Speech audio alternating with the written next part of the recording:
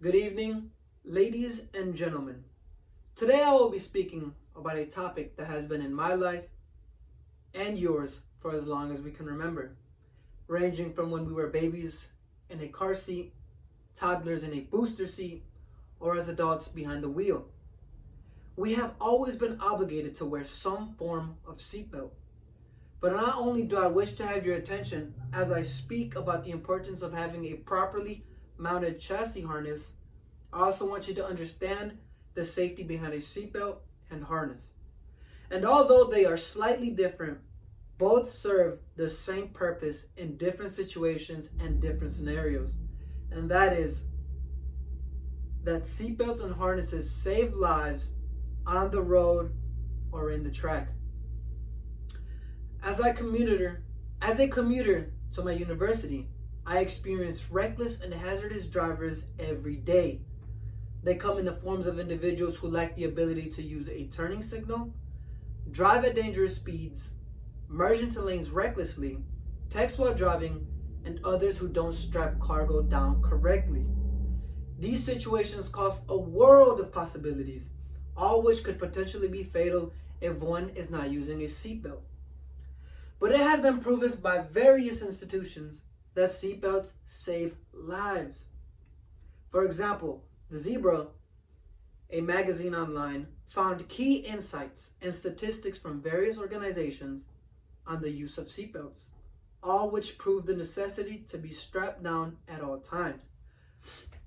As stated above, organizations such as the NHTSA, AAA, and IIHS have viable information on the preventative measures behind the use of belts.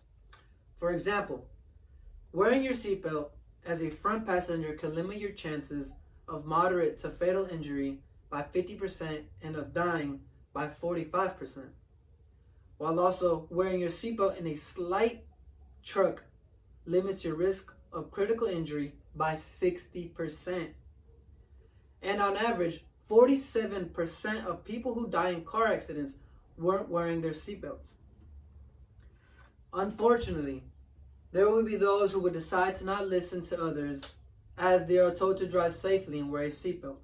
And sadly, sometimes that driver may not have been at fault for an accident, but still succumbed to an early death.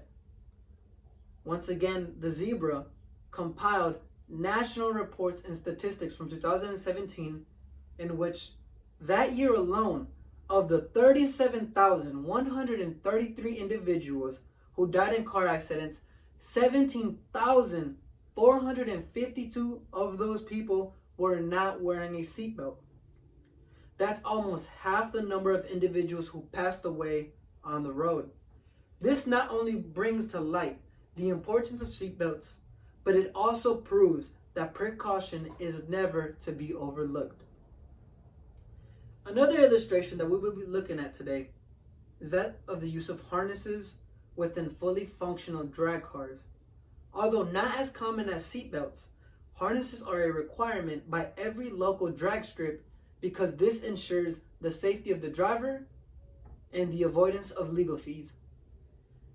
These harnesses must be mounted directly to the frame of the car to ensure total protection against tears, given that vehicles on the track are going at dangerously fast miles per hour and are prone to deadlier hits upon impact. For example, while going extremely fast inside a vehicle, it becomes much harder to control that vehicle throughout any sudden movement. These risks of driving become greater, and one must be more cautious about safety. This is why drag cars must have a whole chassis upgrade, sway bars, traction bars, and chassis harnesses. With extra risks come great preventative steps. And just like the regular street cars, high performance vehicles need an even stronger seatbelt. While some individuals may deem seatbelts to be a thing of the past, we must not forget the importance of wearing them. As rational drivers, we must always put on our seatbelt and drive with precaution, because we may be in total control, but another driver may not. So it is always best to follow driving regulations and live to drive another day. For we are prone to succumb to our own ignorance, whether it be a small situation or a great occurrence. But always remember that losing a second of your life to click and adjust your seatbelt is better than losing your life due to that second. It is always better to be wary of statistics than to become a statistic.